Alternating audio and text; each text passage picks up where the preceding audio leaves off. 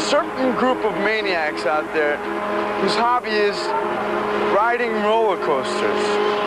That's right, they're called the American Coaster Enthusiasts. They travel all over America just to ride roller coasters from Nantucket to Knott's Berry Farm. Now that's my idea of a hobby. There's a certain amusement park they do not want to miss, and that's called Barnum and Bailey Circus World down in Haines City, Florida.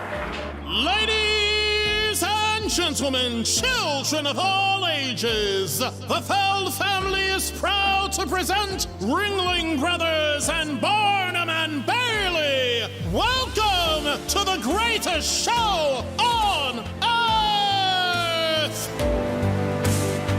In a small way, prior to Barnum, what Barnum realized intimately was that he could transpose that museum experience to circus.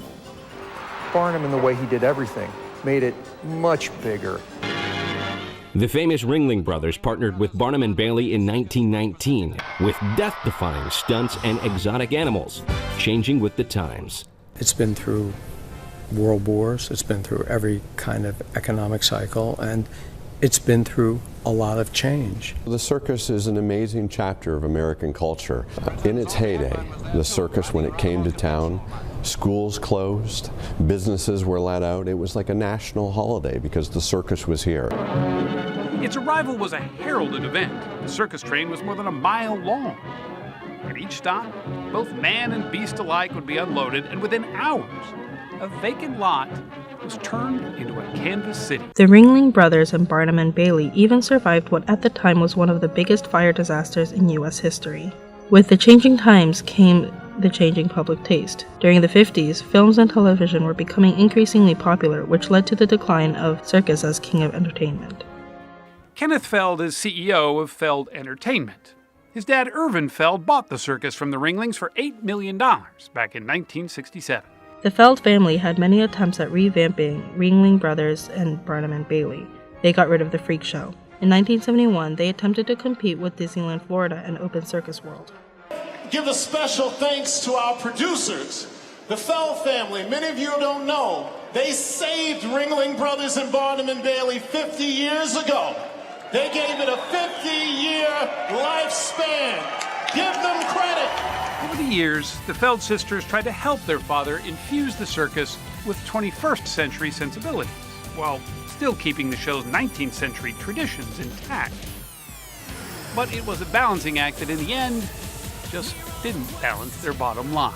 Cirque du Soleil's legendary creator, Guy Laliberté, is adding the touches of genius that have made him the most successful circus impresario working today. The first Cirque du Soleil that I saw was O in Las Vegas. They're swimming, they come up, they go down, they don't drown. It was 3 years and a half of experimentation of all kinds. And water, you don't dictate to water what to do. Water, you have to adapt to the rhythm of water. In 1984, Guy Laliberté founded Cirque du Soleil. Guy is now worth an estimated $1.3 billion. In 1999, Ringling Brothers and Barnum and Bailey opened a show called Barnum's Kaleidoscope to compete, but it was shut down by the end of 2000. Elephants were in the room right next to my first train car. The elephant car was the next one over. So I'd lay out and they'd open the windows, the elephants, and their trunks would come out, and they'd sway, and I'd feed them. I'd try to reach over and give them treats. The animals, especially those elephants, had always been Ringling's biggest draw. They were also its Achilles heel.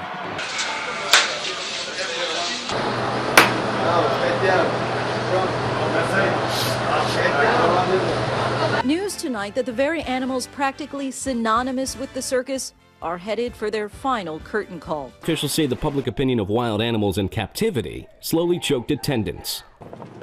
After years of fighting animal rights groups in court and facing organized protests, the circus chose to remove all of their elephants from the show in 2016.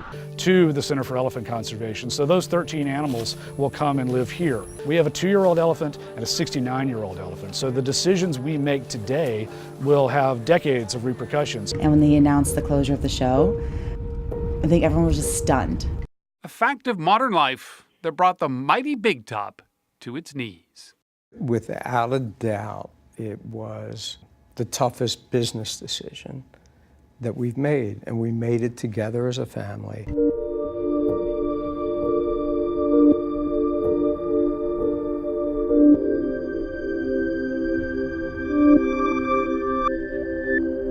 The initial feeling was like an overwhelming sadness. But historians say the spirit of the circus will never die. There will always be institutions such as this that honor that heritage. It made us dream, it made us sit in wide-eyed wonder, it made us all be kids again. In the end, it's hard to point out one thing that led to the downfall of the Ringling Brothers and Barnum and Bailey. Although animal abuse in captivity is unacceptable, and in the end it became a business that no longer saw profit, the Ringling Brothers and Barnum and Bailey left a legacy. There's still something bittersweet about the goodbye.